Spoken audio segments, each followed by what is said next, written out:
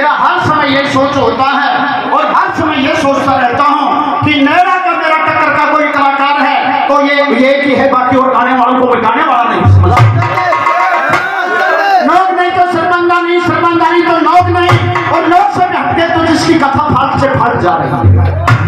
कौन से महाभारत में लिखा है कि दुर्योधन जलपान सरोवर में नंगा होकर के कूदा है? मैं देखना चाहता हूँ। कौन सा महाभारत में लिखा जिसको संजय नहीं मिला? कौन सा महाभारत में लिखा जिसको उससे प्यार से अपने प्रेम से सुने? सब अपनी अपनी जगह ठीक आते हैं और अपनी अपनी जगह सबकी कविताएं और सबका गाना बहुत अच्छा है। पैसा हम देखे सत्य बात से नाराज तो है ना और खैर ही तक थी मालगा माला थे 200 थे मर जाओगे तो विधवा हो जाएगी। तू मरियो ना आगे तक ठीक है तो आसे पास गाना बजाना बंद हो जाएगा। और सुन मेरी बात, ये भी तुमने महाभारत के अंदर पढ़ा है क्या या तेरे गुरु से सुना है कि खूना को नालो भरे कैसी की सामने हो है? सुनिए, बहरा था क्या गुरु जी? बहरा था, बैठा हुआ देखा था क्या?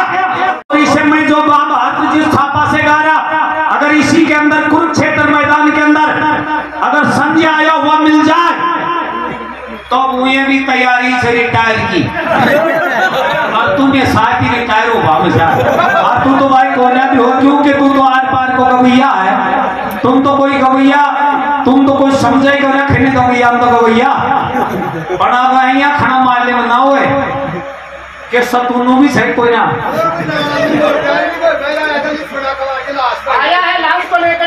अरे अन्याय कर रहे थे यार, अरे अन्याय कर रहे थे। दिल्ली के माए अपना पशु कटे से जो पक्का जो को पोजीशन में उड़ा वो तो गंगा मोरा तक नाला खून को पहुंचे। अरे मैंने खाका खून, अरे पागलो आया आया का बाण था जान के कने कई आदमी को तो कुरुक्षेत्र में खून को टोपो कौन पड़ो।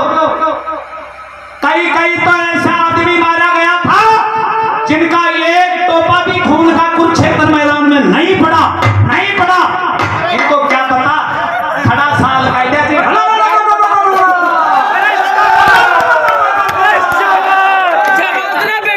बहुत बढ़िया, ये बढ़िया समझ और ज्ञान की बात आनी थी। पहला कि आप भक्तन से गाते हो, अरे गाने वाला में दम होनी चाहिए जो सभा को रिझाना, सभा का मन बहलाना और सभा का आशीर्वाद देना, ये हर आदमी का बस की बात।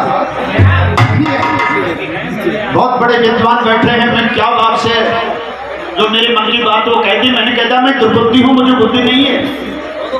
बच्चों महाभारत में लिखा है कि अर्जुन ने हाथ नहीं मारी, पांचों पांडु जाकर के दे पान का चौथुर्पा घेरा लगाते हैं। उसी टाइम में भगवान श्री कृष्ण का सदा सदा के लिए भय दुर्योधन भीम में रही है। भीम खड़ा होकर के कड़वा बोल सुनाएगा, दुर्योधन क्षत्रिय है काय नहीं है, वो हाथ सुनकर के जल से बाहर आएगा और फिर आपसे मिलने को तैयार। भीम खड़ा होता, भीम हाथ मारता है, जैसे देवी आपने बताया उसी प्रकार से सत को नहीं सत करना चाहिए क्योंकि वो गणे वाला थोड़ी तो सत को ना सकता। भीम ने हाथ मारी है कि है बरस के दाग लगा करके कायल होकर जल में छू करके बैठ गया है, मार करके गदा जल को फाड़ करके नीचे आऊंगा और दुर्योधन पापी तुझे केस पकड़ करके जल से बाहर ले आऊंगा। भीम खड़ा होता, भीम हाथ मारता है, जैसे देवी आपने बताया उसी प्रकार से सत को नहीं सत करना चाहिए क्योंकि वो गणे वाला थोड़ी तो सत को ना सकता। भीम ने हाथ मारी है कि है बरस के दाग लगा करके कायल होकर जल में छू करके बैठ गया है, मार करके गदा जल को फाड़ करके नीचे आऊंगा और दुर्योधन पापी तुझे केस पकड़ करके जल से बाहर ले आऊंगा। लिखा हुआ है, आप बड़े दीवाना हो, किसी महाभारत को देखो तो देखना। भीम ने यह कहा कि गदा मार करके जल को फाड़ करके और तेरा केस पकड़ करके जल से बाहर ले। ये तीसरी हार जब भीम ने मारी और छत्री था दुर्योधन एकदम से घंटे बैठा हुआ चलने लगा और देवी आगे फिरी तो देवी के भी धक्का मारा। एक माँ बाप तो ये भी कहता है लात मार करके तुरंत पानी से बाहर आओ, पांचों पांडवों में आपसे युद्ध करने के लिए तैयार हूं। उसी टाइम में धर्मपुत्र ने कहा कि तेरे साथ युद्ध करेंगे, धर्म के युद्ध, अधर्म का युद्ध नहीं। तुम एक और हम 5 भाई हैं। आओ दुर्योधन प्रेम से युद्ध करेंगे। आप हमारे वहां से जो अच्छे 2 योद्धा लगे, तू एक हम 5-6 योद्धा हो गए। हमारा मां से जो भी तगड़ा 2 योद्धा लगे वह तू ले ले, बाकी लेकर छोड़ दे, फिर अपना मिलकर के युद्ध करेंगे। भगवान श्री कृष्ण मन में विचार करो, करी कराई खेती महासारी मावा पानी। जय दुर्योधन ने भीम और अर्जुन को मांग लिया तो धर्मपुत्र के पास कौन सा योद्धा लड़ने के लिए बाकी बचा। भगवान कहते हैं कि सुनो धर्मपुत्र, ये दुर्योधन तू एक है और 5 पांडव 5 है। ये 5 तेरे साथ युद्ध नहीं करेंगे। इस बात का फैसला मैं करता हूं कि गदा युद्ध में तू भी निपुण है और गदा युद्ध में भीम भी निपुण है।